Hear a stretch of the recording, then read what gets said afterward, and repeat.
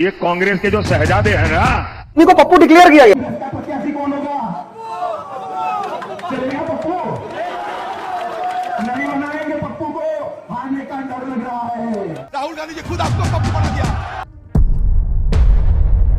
ये कहानी दो नेताओं की नहीं है, ये कहानी भारत के भविष्य की है। एक तरफ असीम सत्ता का स्वामी जिसने हर चुनाव जीता, दूसरी तरफ वो नाम जिसे सिस्टम ने पप्पू कहकर मिटाने की कोशिश की, लेकिन आज भी वो सत्ता को चुनौती दे रहा है। मेरे लिए गुस्सा है, आपके लिए मैं पप्पू हूँ। आपके प्रधानमंत्री की कॉन्फिडेंस को हमने उड़ा दिया। क्या राहुल गांधी को रोकने की कोशिश सिर्फ राजनीतिक रणनीति है या यह लोकतंत्र की जड़ों को काटने की एक गहरी साजिश है? हम आज इस वीडियो में ऐसा सच दिखाएंगे जिसे जानकर आप भी हैरान रह जाएंगे। राहुल गांधी का पहला दुश्मन उसकी अपनी विरासत थी। हर रैली में उन्हें वंशवादी राजनीति का प्रतीक बनाकर निशाना साधा गया। पीएम मोदी ने उन्हें शहजादा कहकर संबोधित किया। ये कांग्रेस के जो शहजादे हैं ना, ये कांग्रेस के शहजादे। लेकिन असली वार आया पप्पू टेक से। प्रत्याशी कौन होगा? चलेगा पप्पू?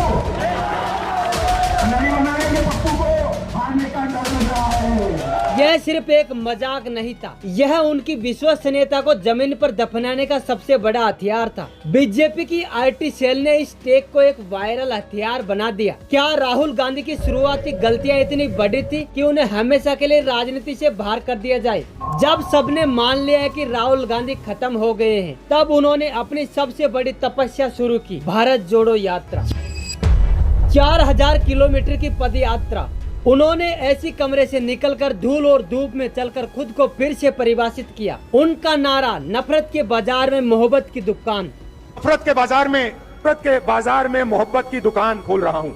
सत्ता के ध्रुवीकरण के राजनीति के खिलाफ एक वैचारिक हमला था। समर्थकों के लिए यह साहस का प्रदर्शन था, लेकिन आलोचना करने वाले ने इसे इवेंट मैनेजमेंट कहकर खारिज कर दिया। संघर्ष सिर्फ चुनाव जीतने का नहीं है, संघर्ष इस बात का है कि भारत की आत्मा पर किसका नियंत्रण होगा। राहुल गांधी को रोकने का सबसे खतरनाक प्रयास कानूनी मोर्चे पर हुआ, मानहानि का हमला।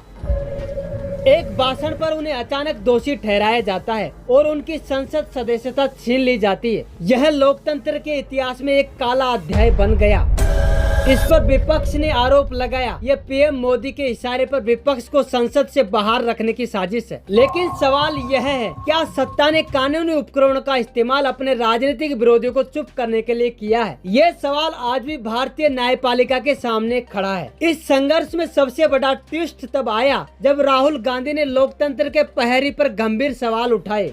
राहुल गांधी और इंडिया अलायंस ने ईवीएम और चुनाव प्रक्रिया में वोट चोरी और धांधली के गंभीर आरोप लगाए। उन्होंने प्रेस कॉन्फ्रेंस में साफ कहा कि चुनाव आयोग निष्पक्ष नहीं रहा।